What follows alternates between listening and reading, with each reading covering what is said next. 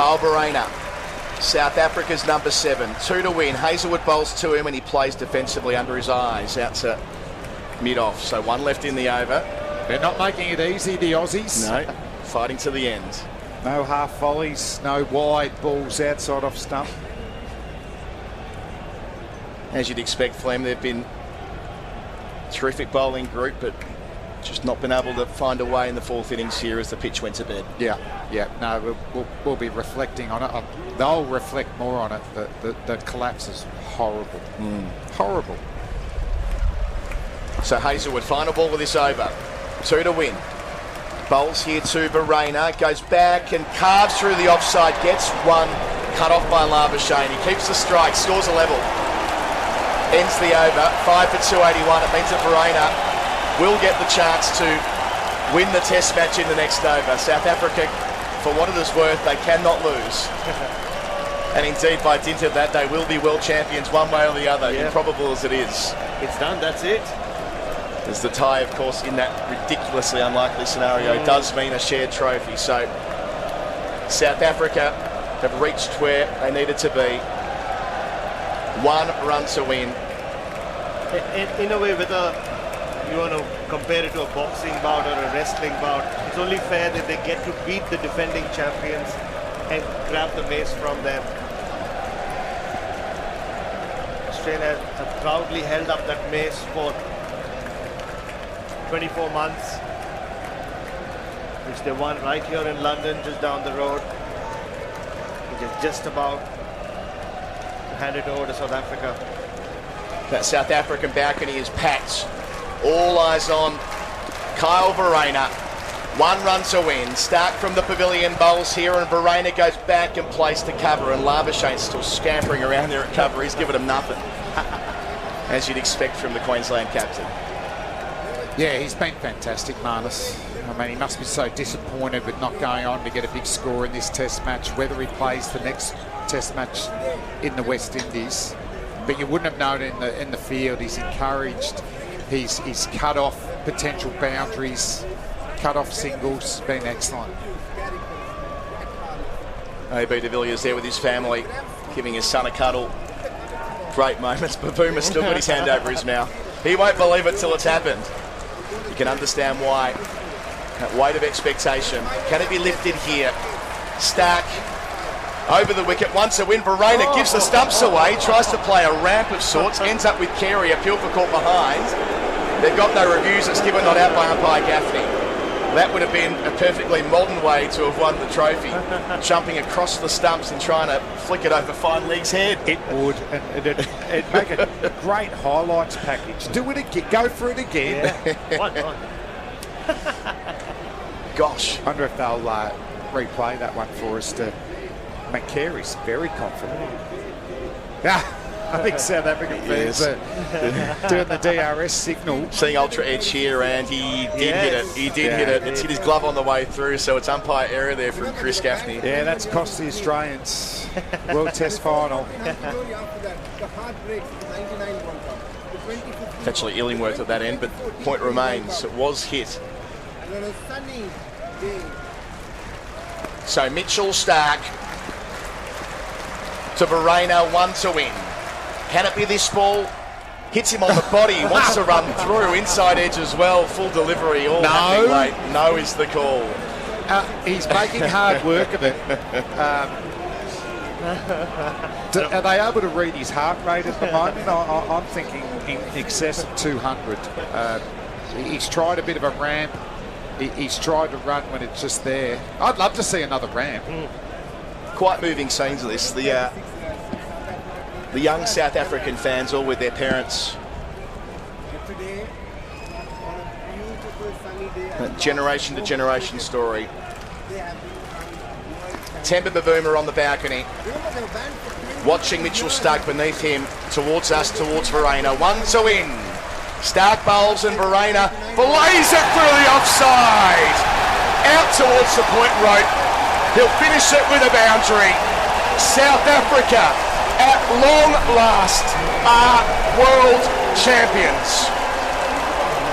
They have secured that precious trophy for the first time. They had to do it the hard way.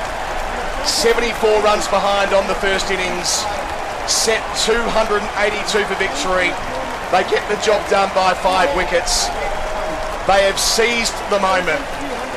The weight of history leaves their shoulders thanks to a truly masterful, defining century from Aidan Markram, batting for so long with his skipper Temba Bavuma, who will a few moments from now hold that mace aloft. This is one for the true believers of South African cricket. So much heartbreak, so much turmoil. Well, today, they are the champions. Damien Fleming.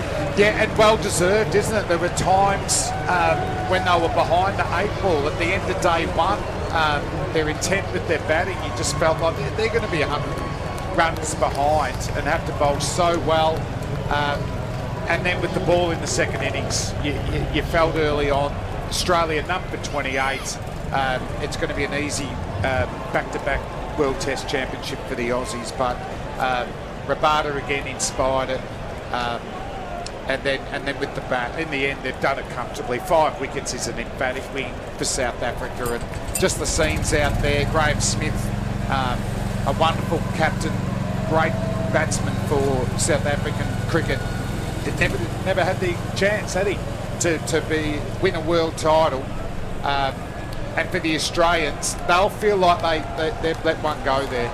I think they were deservedly the favourites, and at times they were in such a dominant position, and particularly with their batting, collapses 5 for 20, 6 for 28 in the second innings,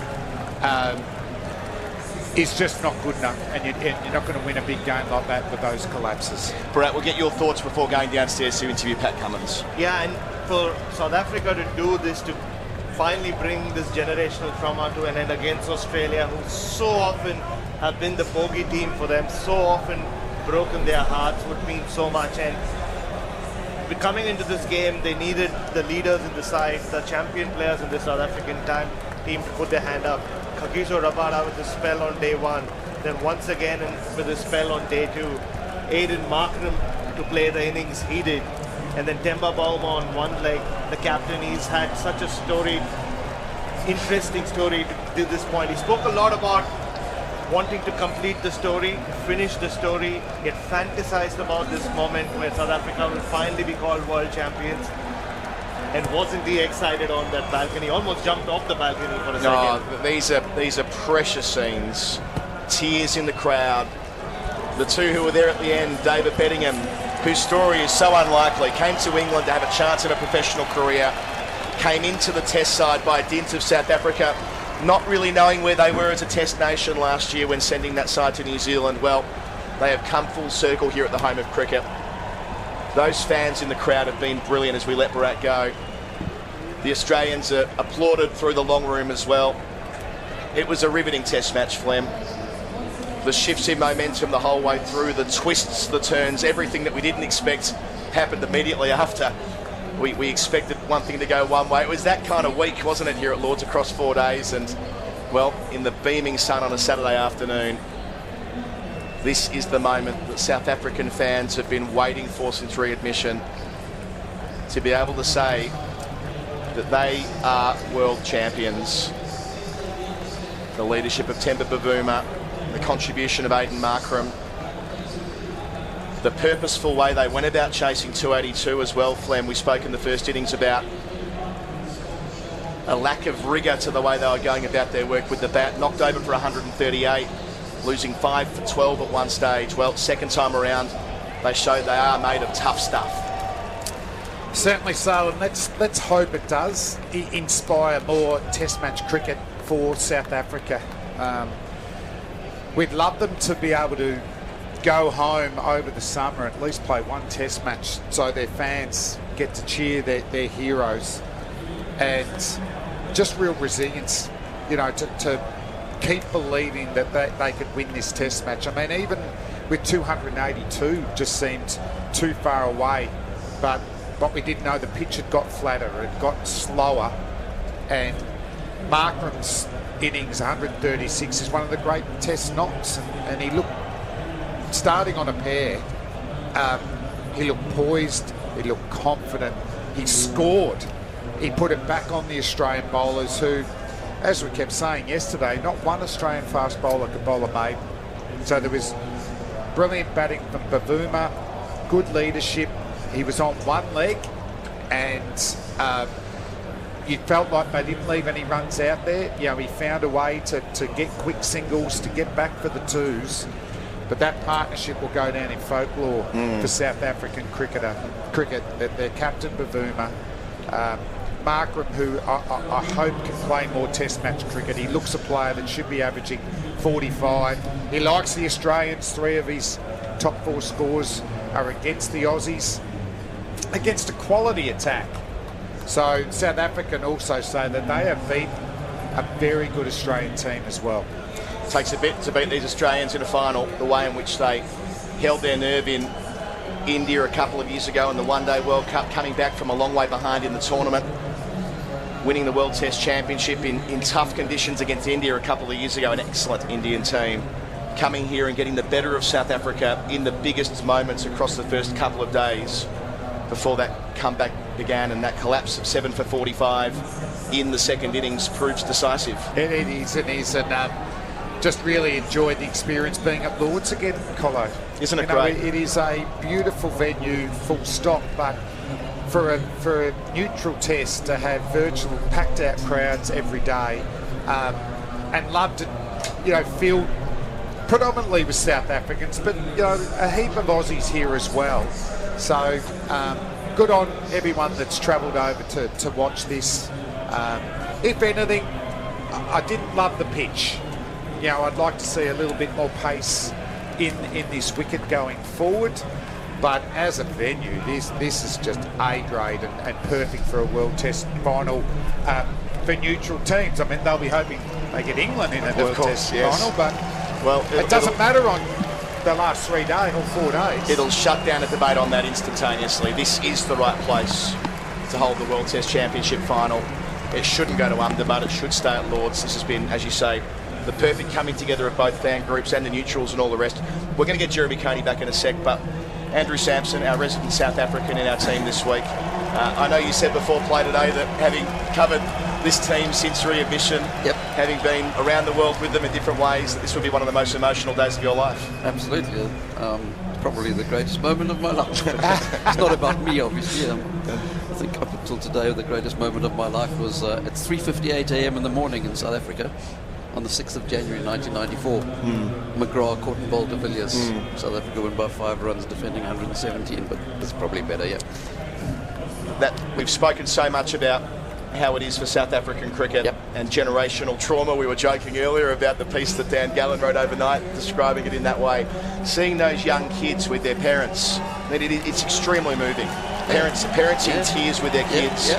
Seeing one here on our shot right now, there are people all over this ground who have had to stay the course. And when it comes to Test cricket, there would have been a time there when they might have thought they may not even be a Test nation in 5 or 10 years' time, owing to the direction of travel with franchise cricket and South Africa's wider challenges. But here they are on this stage doing this. Try and sum up the emotion of all of this. Yeah, I mean, in terms of Test cricket in the future, it's obviously it has been a major concern. South Africa only had 28 Test matches in the 4-year FTP that we're in the middle of now. And people were wondering, as you say, whether there will be much after that. 2 Test series all the time. Not playing enough against the bigger teams, Australia, India, England. And and obviously all the years of hurt, especially in the one-day competitions and things. There wasn't a World Test Championship before. I mean, it's not like I grew up wanting to watch South Africa win the World Test Championship at Lords one day. It was unthinkable. I mean, when I was a youngster, there wasn't Test cricket in South Africa at all because of apartheid. So this is just an enormous moment for the country, for Test cricket. I don't know how much it will influence the future, but as you say, the kids and the crowds here watching, I think that's probably the bigger thing. If there's 8-year-old, 10-year-olds at home who are not that interested in cricket yet, who watch this now, it could be very inspiring. Let's get the words right. And that might then force the authorities to push for more Test cricket in South Africa and keep the game going there. Thank you, Andrew. We'll get Jeremy Coney in to share his thoughts as well. Summed up very nicely there about the potential for this to inspire a generation of young South Africans and indeed to help turbocharge Test cricket in that country.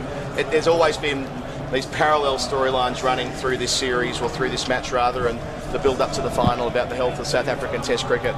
And no one's saying for a moment, you put it well earlier, Flem, about saying this won't change everything, but it might make some difference in that story. And let's hope that it does, because a strong South Africa equals strong Test cricket. Through your generation, when you played, when South Africa were brilliant, it meant for a better global game. Yeah, I mean, since coming back in, they've had better teams than this. But, you know, the leadership, Bavuma and I said, that the strength of this team is the team unity. And we saw this. All at sea at day one. You know, I don't know what the odds would have been for them to go on to win that test. They only made 138 in the first innings. Yes. And Australia were numbed for 28. But it was a group effort, but I thought Rabada was inspiring for his team and rock and rolled the Australians twice. And then even 282 seemed too far away with the scores on the first 2 days, so it needed someone. We were talking, you know, two partnerships, someone to make 100, and what 100 we saw from Aidan Markram. 136, so controlled, poised, power when he needed to, and the leadership of Bavuma, injured, but hung in there with his partner, and that partnership, you know, in theory, that's what won the game. I mean, Australia come here, they're proud, they've got a great bowling lineup, we could do this, but everything had to fall in place for Australia to win today. Jeremy Coney rejoins us. Maybe we should start where Flemo finished there about the Markram innings. Feels an instant classic. Oh, definitely. What a fine innings it was, and a lot of pressure, you know, chasing 282. If this pitch hadn't changed into this straw-coloured thing that we've been looking at in the last day and a bit, and the sun hadn't come out, this could well have been a different result, actually.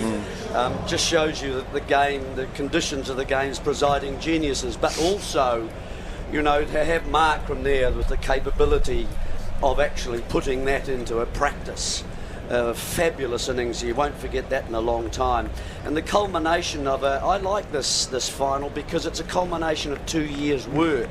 6 series both these teams have played, varying, you know, numbers of games, and we all know about some of the faults of the championship. But, you know, to look around this crowd, as you say, it's Father's Day tomorrow, but it's actually Father's Day today. When you actually look and see, as you mentioned, you're quite right, fathers and sons, fathers and grandfathers. Yeah. It's wonderful to see, you know, it's great. Sport can do that, and you only get these moments once in a while. Is it too late for the South African president to call it Father's Day? with all that. And one other point, just on the back of what you said, Jeremy, I love the brutality of a one-off final. You know, sometimes at the BBL it should be over 3, blah, blah, blah. But, you know, Australia were the favourites coming into here, but you've got to perform, and you've got to perform every day. You've got to perform every session, every hour, every ball. And we know this Australian team pride themselves on, they can lose a session, but don't lose a test defining session. And they lost 2 emphatically to South Africa. They did with the bat, didn't they? And that's where you mentioned Rabada and the way that his performance in the game also must be mentioned at the same time with Markram, I think. Yeah. That they were reliant upon those 2 players particularly. I mean, in Gidi, the way that he came back after a poor first innings and picked up 3 important wickets in that second innings as well. So they've produced a number of players that had little significant moments. Even Bettingham getting a 40-odd in that first innings, and then a 20-odd not out, quite an important 20-odd not out here. So at Bavuma, the way that he's played as well has been outstanding. See how this might work here in terms of us taking the presentation. The man of the match is unmistakably, emphatically Aidan Markram. He's been handed his trophy. See if we can get this taken from Australia in a moment. We're just working on that back in Melbourne. We're not getting it sent down our effects line. The interview's happening on the ground right now. Can you lip read? But I've got if we had someone that could work. Yeah. So it'll just be a moment before it animates in Australia, and then here we go. So back here live at Lord's, hearing there from Aiden Markram, who was the man of the match for his 136. A truly stellar performance. He talked there, Flem, about Temba Bavuma insisting really on continuing on and not retiring hurt when he did his hammy yesterday. It could have been an imposition to them. It could have been, something that stunted their momentum. They built up before tea, but in a way it kind of galvanised them after tea yesterday, didn't it? That everything that Bavuma did, there was so much attention on it, and he never shirked anything. No, and he did such a great job in the first innings too, didn't he? With Bellingham there and putting on an important partnership and scoring at the earlier day too. If you weren't watching the way their communication, how hard, and I think Bavuma sensed once again as captain, this was a big partnership, because once you drop under him, there's a lot of good hitters in his team, but not deep-seated confidence at test level. No one's averaging over 40. So yeah, that partnership's going to go down in folklore, and Bavuma will, for his batting in both innings, but also being injured throughout that partnership, and you don't remember him not getting a run or getting a single, do they? Like, he just found a way that I know how hard I can test this hamstring and I'll get down the other end. Some cricketers, Jeremy, are known as captains. They're primarily known by what they do with the bat. Others kind of have the aura around them of their leadership. Thinking of someone like Mike Brearley. I mean, arguably, maybe even indeed you fall into that category, having led such successful New Zealand teams. Bavuma in that tradition. No one's saying Bavuma's a superstar batter. No one's suggesting that he's the complete package in that middle order, but as a leader and what he represents to the South African team, he's something special. Yeah, it's an interesting quality, isn't it, that he has, drawing a group together. I mean, South Africa it's a magical moment for them today, isn't it? They've had some great series wins in the past, and a lot of them against Australia. Actually. Yep. The last 5 series, they've actually won 3-2. South Africa, but this is something special to do it in an ICC in a one-off, when everybody had really, Australia were red hot favourites for this game, but they've turned it around, and that innings in the first innings, getting a 30 with who was it? It was Bellingham, wasn't it? Yeah. And then a partnership in the second innings. So he's played a very important role right in the middle of chasing these runs. In some ways, it's interesting. Sometimes a little injury like that can help you batting. I thought he played really, much more compactly in the second innings than he did in the first. He was looking to play quite expansively in the first innings, but in the second one it was more punchy, I thought, and so just a lovely innings, and a big innings and an important innings. So well done to them, and I'm sure just even watching him on the balcony, he has a presence. There's no doubt about that. They love him. Just watching the ground staff just mow the pitch a bit, but there's so much dust. I know. I've seen it coming too. off that, and it's grass all around it. Also credit to Shukri Conrad, who's only recently taken over all the South African teams for what's felt like the standard he is insisting that they keep as South African cricketers. He wants the days of them picking and choosing when they're an international cricketer versus a franchise player to end. If you're nationally contracted, and it has come with bumps along the way in which only a couple of weeks ago Heinrich Klaasen retired from all international cricket. So it's not a perfect science, far from it, but as far as setting an example and saying that, no, if you want to play for this team, this will be your main priority. That's the sort of thing, along with Bavuma's leadership on field, that can change the direction of travel for a side that had been middling over the last 4 or 5 years.